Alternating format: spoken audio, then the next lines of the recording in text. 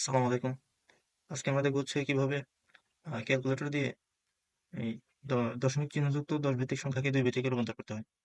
তো আমরা যদি ক্যালকুলেটর ডিরেক্ট তোলার চেষ্টা করি, এখানে লিখছি একটা সংখ্যা, তা হচ্ছে 27.53।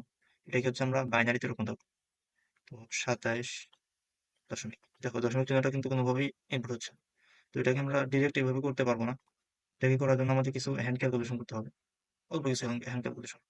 তো এটা হচ্ছে আমরা 27.53 যেটা আছে এটাকে আমরা 2 টু দি পাওয়ার 6 দ্বারা প্রথমে গুণ করবো একবার, তারপর হচ্ছে 2 টু দি পাওয়ার 6 দ্বারা একবার ভাগ করবো।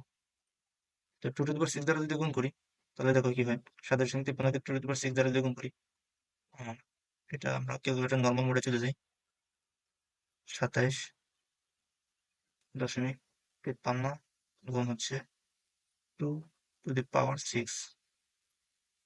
তো এটা 1761 হচ্ছে। আমাদের শুধুমাত্র এই দশমিকের আগে যে পূর্ণ সংখ্যাটা আছে সেটা নিতে হবে। তো এটা হচ্ছে আমরা 1761 হচ্ছে, এটা হচ্ছে 1761 আমরা লিখি তাহলে। এখন উপরে যে 1761 হচ্ছে এটা কিন্তু এখনো ডেসিমালেই আছে। তো আমরা হচ্ছে আমরা ওই 2 টু দি পাওয়ার 6 দ্বারা জাস্ট গুণ করছি, এটাকে কখনো কোনো রূপান্তর করা হয়নি, তাহলে কিন্তু এটা ডেসিমালেই আছে। আর নিচে হচ্ছে 2 টু দি পাওয়ার 6 যেটা আছে, এটা নিচে 2 টু দি পাওয়ার 6 আকারে আছে। তো এখন আমরা কি করবো, যে উপরে ডেসিমাল সংখ্যাটা আছে এটাকে আমরা বাইনারিতে রূপান্তর করবো, এই পূর্ণ অংশটাকে। তো এখন আমরা আবার এতে চলে যাই, 3। তো এই 1761 যে আছে এটাকে আমরা ইনপুট করি ডেসিমালে, 1761। এটা আমাদের ইনপুট হয়ে গেছে। এটাকে আমরা বাইনারিতে নিই, কত হয় বাইনারি। তো বাইনারিতে যেটা সেটা আমরা লিখে ফেলি বাইনারিতে। তো এটাকে আমরা ক্যালকুলেটর বাইনারিতে রূপান্তর করার পরে যেটা পেলাম তা হচ্ছে তোমার 1101100001। তো আমরা এখন বাইনারিতে রূপান্তর হয়ে গেল। এখন এটার দশমিকের অবস্থানটা কোথায় হবে? তো এটার দশমিকের অবস্থানটা হচ্ছে 2 টু দি পাওয়ার 6। এখন কিন্তু এটা 2 ভিত্তিক হয়ে গেল। আমরা যদি 10 ভিত্তিক কোনো সংখ্যাকে যদি তোমার 10 টু দি পাওয়ার 6 দ্বারা ভাগ করি তাহলে দশমিক যেমন 6 ঘর বামে চলে যায়, ঠিক এটা 2 ভিত্তিক সংখ্যা। এটাকে যদি আমরা 2 টু দি পাওয়ার 6 দ্বারা ভাগ করি তাহলে এটার দশমিক 6 ঘর বামে চলে যাবে। তো 6 ঘর বামে দশমিক চিহ্নটা দিলে আমাদের কি হয়?